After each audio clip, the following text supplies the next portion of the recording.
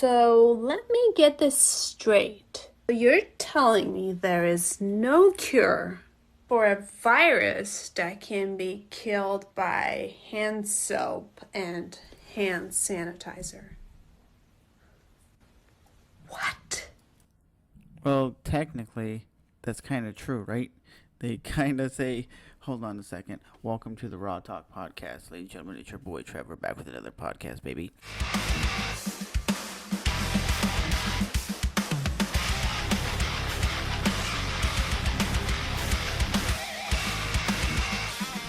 Kind of, it's true. They say sanitize your hands. Remember when the pandemic first started? Well, especially here in March is when it really kicked ass, right?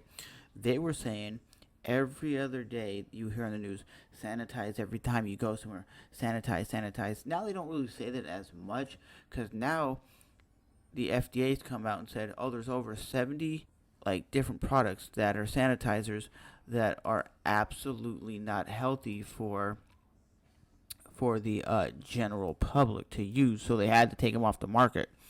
And it's crazy to me that they said that. And give me a credible explanation for why going out once a day and going near no one, and going out 10 times a day and going near no one, can possibly be more harmful to anyone 10 times than one. Then I might consider acquiescing to their or agreeing to their ludicrous rule. But of course, no one ever knocked my door.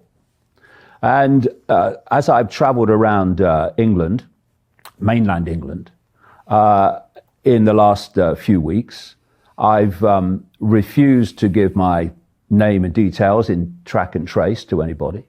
I've refused to put hand sanitizer on to get into a shop, when having seen 2/3 of the back of the bottle telling me how dangerous it is, and the Food and Drug Administration in America now issuing a list of 75 brands you shouldn't use because it's too dangerous. See, I just told you 70 something brands are dangerous. If the Food and Drug Administration is saying, nah, don't use this product, then why would you even use sanitizer anyway? And like he said, I don't know, like here in America, you don't have to hand sanitize yourself to go into like the grocery store. But I'm guessing, like he said, in mainland England, because he lives off like, I guess it's still England, but it's like the island right next to England. I'm not exactly sure what it's called, but like he says, you have to put hand sanitizer on to go into a shop. I ain't doing that.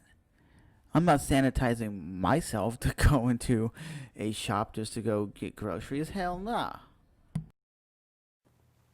Can cause blindness and death.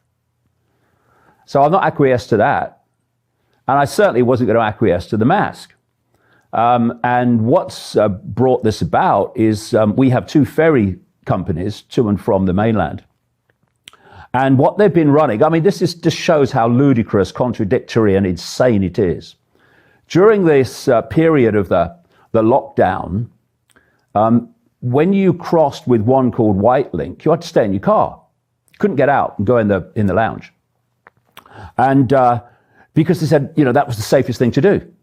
All right. So you sit in your car and you don't have to do anything else. You just sit there and then drive off. Another company, Red Funnel, they were running certain routes, certain times every day where you had to stay in your car. So when this mandatory mask on public transport came in, you could still get across without wearing a mask, stay in your car. And what's happened? The two ferry companies have just stopped staying in your car, which is supposed to be, they've been telling us through the lockdown, the safest thing to do. Now you have to get out into the lounge and wear a mask. Oh shit, that makes no sense. If they're saying in the very beginning, if you want to take the ferry from the island into, let's say, London, you can stay in your car and you don't gotta wear a mask, because wearing a mask in your car is the dumbest thing I've ever heard. You see the clowns in town with the masks on. I see people with like layers of masks. They have like 3 masks on in their car, and they're like, I can't breathe. I can't breathe. It's hot in here. We'll take the mask off, dummy.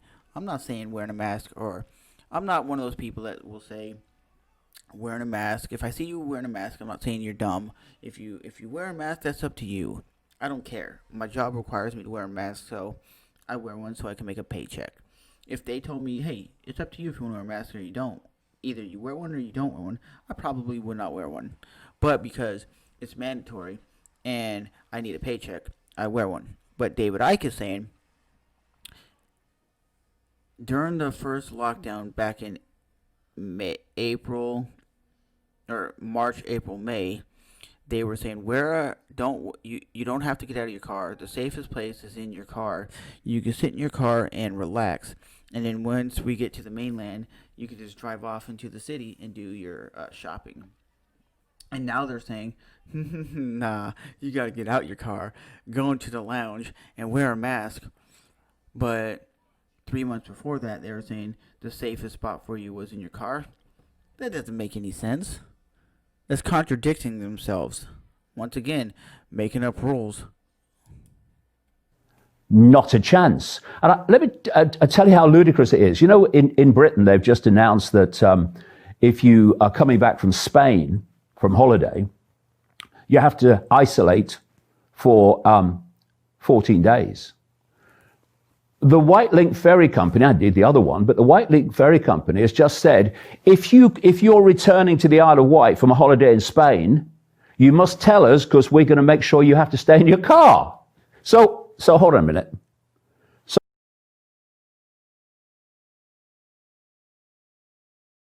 Wait. He just said the Isle of Wight is where he's coming from, right?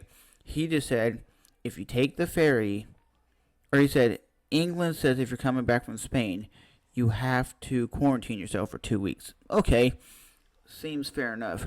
They do that here in the States. If you got the coronavirus, you're on quarantine for 2 weeks, right? But that doesn't make sense. He just said, the ferry company just said, if you are coming back from Spain and you want to ride the ferry, you got to chill in your car, because that's the safest place for you. But didn't he just say previously they want you to wear a mask in the lounge, so you have to get out of your car? Wait a minute. But back in March, they said sit your ass in your car because that's the safest place for you. Wow, those people are dumbasses. So you're saying because it's more dangerous coming back from Spain, yeah, they have to stay in their car. Yeah, because that's the safest thing to do, right? Yeah. But everyone else now has to get out the car, wear a mask in the lounge. It's incredible. Wait a minute. So you're telling me sit in the car because I might have the coronavirus because I came from Spain? They're like, yeah, but it's the safest place for me. Yeah, but everybody else on the boat got to get out and go sit in the lounge and hang out with like a dozen people where they can get sick? Yeah. Wait a minute, there's no 6 feet distancing. You're not social distancing. Wouldn't it be just safer to sit in your car and you could just chill in your car for that like 20-minute ride across the water? Oh yeah, that's only if you came from Spain. But if you're just coming from the Isle of Wight, you got to get out your car, put on a face mask, and go sit in the lounge with other bozos that you don't care about. That's dumb. And I was the first mask refusenik in Britain on public transport. I have to be because of the timing. When we did our last interview, I came from the studio down to Portsmouth to get the 1 minute to 12 boat back to the Isle of Wight. And I'm the only passenger. Everyone else is in their cars, and therefore on the crossing, they're staying in their cars. That's what they did at that time. I'm the only foot passenger. I'm the only one in the lounge, right? So it's a minute to midnight, and the rule, mask on public transport, including ferries, came in at midnight. So I'm standing there, and I watch all these people walk off, passengers. No masks, because it's not yet midnight. So we've got this extraordinarily stupid virus that attacks you by, the time of day and the date on the calendar. So they walk off, and I go to walk on. And they said, no, you got to wear a mask. I said, first of all, it's not midnight yet, so you can't enforce that. So I walked on, and I walk up into the lounge. This is quite a big ferry, this one.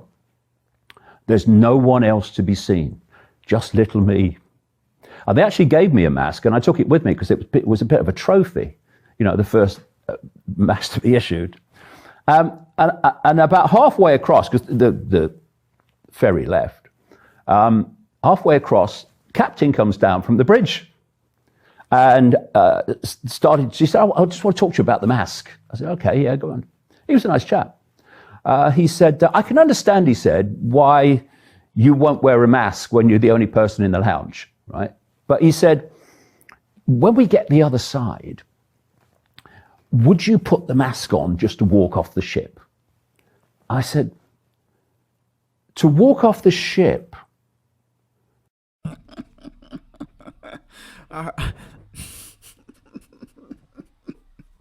Are you really?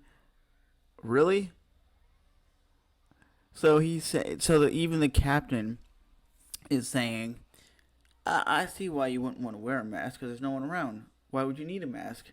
Because no one's in the lounge. People are in their cars. You're the only one on the boat. I'm up in the bridge of the ship. No one's around. We're more than 20 feet away from each other. Why would you wear one? And then he tells them, can you wear the mask off the ship? Why? So you can give other people that might be trying to get on the boat look like, oh, he's wearing a mask. It's mandated.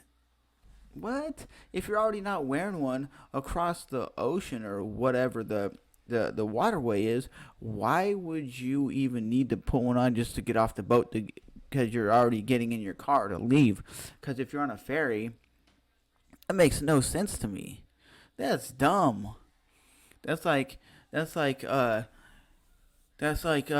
me going to work for 10 hours, busting my ass, and then my boss comes up and says, hey, before you leave, can you put the mask on to go out the front door so when people are driving by, they know we're a safe environment? I'd go, well, I didn't have a mask on for the last 10 hours. Oh, yeah, that's different because you work in an exclusive area of the building where no one else is there. That's okay. But we still need you to wear the mask on the outside when you walk out. I'd be like, excuse me? Why would I wear a mask on the outside? Well, it gives the illusion that we're safe inside. Oh. So the public that sees us coming out of the building are like, that's a safe place to work. That's stupid. Past all those people sitting in their cars when I'm the only passenger. You must be joking, mate. Of course I'm not going to wear a bloody mask. And I walked off the ship without a mask. But then they kicked in this, you can't stay in your car. You must have a mask on the ship. And at that point, I said, okay, I'm staying on the Isle of Wight then. And I will not acquiesce. I have my food delivered now. There are shops on the Isle of Wight that are intelligent enough not to push this stuff. And so you can go in without a mask and get some stuff. But you see, two things. Given what I'm doing and what I've been doing for 30 years, and part of that is encouraging people not to acquiesce to the impositions by authority and the deletions of freedom. I'm not someone who says, oh no, I'm not going to follow this law, I'm not going to follow that law. I look at it and I say, well, okay, is it justified? And if it's justified, that's fair enough. I'll go with that.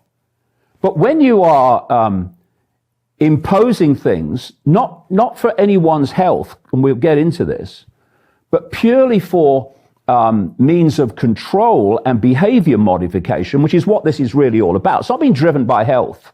It's not being driven by doctors. It's been driven by psychologists. There's a lady in Britain called Professor Susan Icke. And she is one of these scientific advisors to the government. Goodness knows why. She's also a member of the Communist Party of Great Britain, appropriately, I would say, given this is all about bringing in forms of Marxism. And she's been pushing this mandatory mask agenda. Well, she's not a professor of health. She's a professor of psychology. And that's what's driving this. So when I look at this mask situation and I say, I can see that this is not about health, this is about control. And it's about changing the nature of human behavior and also destroying the sense of individuality. Because what they want with this AI connection to the human brain, which they're talking about and want to bring in around 2030 is the year they've been giving. They want to create a hive human mind. That's just my take on this whole weird situation that's going on with David Icke and this whole pandemic. Like he said, if everybody is sitting in their car and they're chilling and David Icke walks past them without a mask on, why is he gonna get off the ship and then put a mask on while he's walking off? Because all the people in the car is gonna be like, what's that dude doing with the mask on when he was already in the lounge and walking around the ship without a mask on? That makes obviously no damn sense to me. But like I said, I will post the full link in the description box so you can check out the full David Icke episode. It's 3 hours and 6 minutes. He did it from the Isle of Wight, which I'm not exactly sure where that is. I just know it's off the coast of England, I guess, and he doesn't want to live in the mainlands. I didn't even know the Isle of Wight existed until David Icke was talking about it. But like I said, it's sad to see all these places locking down, seeing articles that say that you clearly see that it says here on Yahoo, it says they have reported, it says they report foot traffic at Manhattan stores is down 85% from last year. Nearly 3,000 small businesses in the New York City area have closed for good in the past 4 months. Broadway theaters, normally a big draw for tourism, announced they will not be doing any shows until 2021. We expect New York City to be like we expected New York to be like the rest of the country. When we reopened, our stores were here, but no one decided to come out. People were just put in fear and panic. And the problem is, like it says, more than 85% of foot traffic is no longer going through New York City. So if you go in, I think it's called Earth World or Earth Cams. I think it's called earthcams.com, and you type in New York City, you can see Times Square. There's like nobody out there. No one's shopping. No one's out. And it's because these government agencies have fucked these small businesses. You close small businesses for a long period of time. These people don't have a lot of money to keep these businesses open. They don't have that. They don't have the money to keep these places afloat. That's the problem. That's the problem. And now the governor of New York is calling for all the wealthy people to come back because he knows his economy in his state is jacked up, and he wants all the wealthy people to please come back and help. And they're like, nah, we ain't coming back, son. Because back in March in the United States, it was a hotbed. They said there was thousands of people that were dying from the coronavirus. And to be completely honest, if you basically have 3,000 stores closed down and 4,000 businesses that closed down that will never reopen, whose fault is that? Whose fault is that? And I like the guy who did the video in Mission Bay in California. He said he's not closing his gym down. He never closed his gym down during the first lockdown in California. And the reasoning was, he said working out is a health benefit. And he said the same people that were working out when the city reopened were the same people that worked out when the city closed down. And he goes, I just blocked out my windows and no one came in from the front. We just came from the side. And he goes, everybody was tested for the virus. Nobody had it. We were still working out. And he goes, it's not just physical health, it's mental health. These people have their health 100% because they've been working out and feeling good about themselves, and they actually are doing good. And he goes, I'm not locking down. I'm not shutting down. He goes, why does the governor have the authority to lock down whenever he wants? He goes, anybody who's open and they're helping people support their family, that's an essential business. And I think these governors, these mayors, these presidents, these doctors, these whoever, they ain't talking nothing about multivitamins, keeping your health up, working out. They don't say that. They say keep the gyms closed. That's causing the spike. Really, son? You're thinking it's unhealthy to work out? Is unhealthy? Look at all these people that are talking to you guys on the news. They're fat and overweight and slow and sluggish. Ever since I started working out hardcore, guys, I don't get sick almost never. Almost never. I might get occasional bronchitis every couple years. But in the last 10 years of working out hardcore, eating correctly, getting rid of sodas, getting rid of the fast food, I've never been sick. I haven't had the flu in I can't even remember how long. But here's what the governor of New York is saying about the wealthy population. This is so stupid. He's begging them to come back. The governor of New York has begged the city's wealthy, who fled the coronavirus outbreak, to return and help it recover. Andrew Cuomo said he was extremely worried about New York City weathering the COVID-19 aftermath if too many of the well-heeled taxpayers who fled to second homes decide there is no need to move back. They're in their Hamptons homes, or Hudson Valley or Connecticut.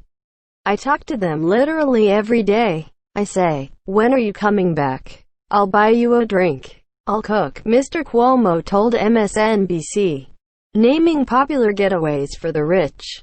They're not coming back right now. And you know what else they're thinking? If I stay there, they pay a lower income tax because they don't pay the New York City surcharge.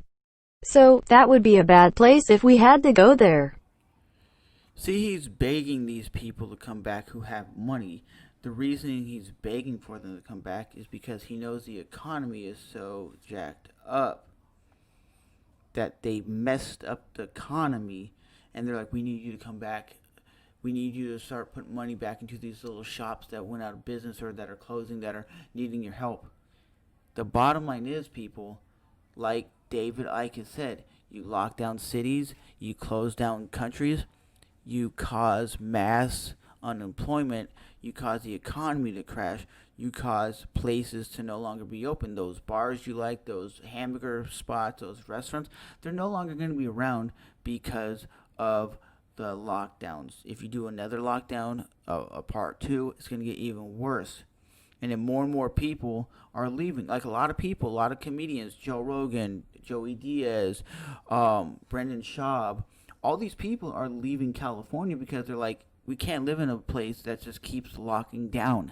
How many more times are you going to lock down before you cause so many people to be unemployed? It's like the whole state of California is unemployed. Really? You're going to put 40 million people unemployed? That's what it seems like they're trying to do, is put so many people unemployed and lock in the cities down. But like I said, when you hear David Icke speak, I believe what he's saying is really, really truthful. Really, you can hear in his voice, not everything I believe that he says is true, but I believe a lot of the stuff he's saying. Like the whole mask thing on the boat. Wear a mask when you get off the boat because it makes people on the other side look like we're doing the right thing. And he goes, well, I didn't wear a mask the whole time on the boat ride. And why would I get off the boat walking past all these cars when they even know that I didn't have a mask on? Where basically you're just a computer terminal with no real individuality. And one of the stepping stones to this is to put masks on people's face. And your individuality's gone. Your humanity's gone. I was on a radio show the other day, and I said to the host, I wonder how many people have walked past people they know when they're in a mask and haven't recognized them. And the host said, it happened to me today. So you're driving people apart, and it's about behavior modification.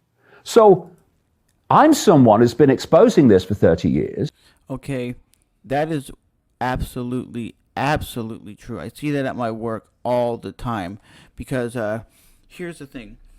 Because we have this big monitor at our work, this big, huge screen, and basically it tells you what position you're going to do that day. If you're going to be on the lanes, processing, you're going to be loading, you're going to be doing the shipping and receiving.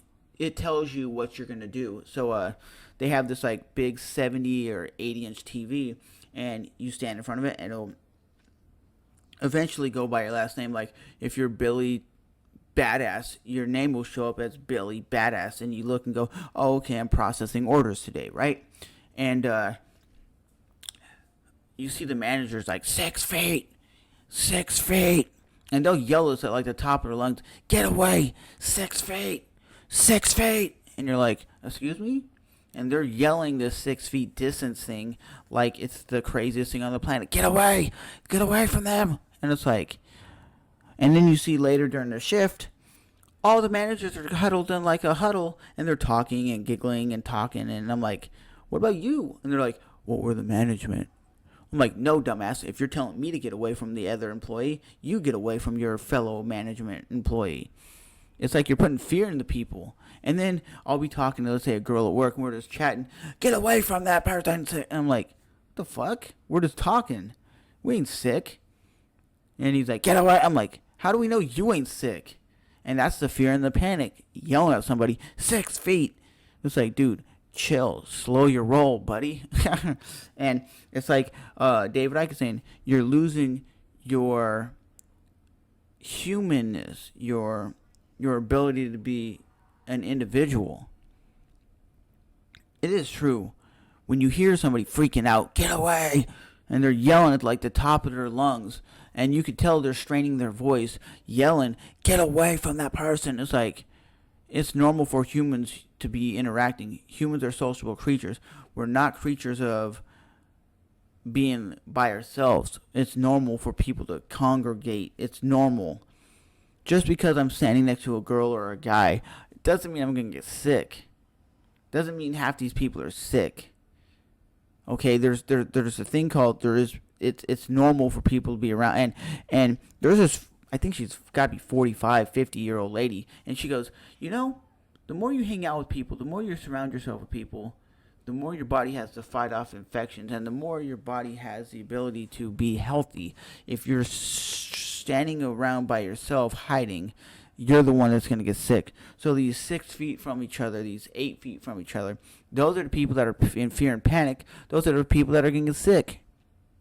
Okay, like I told people, ever since this stupid lockdown happened, I've never been on a lockdown. I've always been surrounded by, like 400 people in my workplace. I've gone to the grocery store where there's maybe 40 people in the store. I've been to Walmart where there's maybe 50 people in the store, and I still have not got sick. I'm not saying I'm going to get sick or I'm not going to. I'm not saying, oh, this virus isn't real. I think it's like a strain of the flu, maybe a little powerful. I don't know.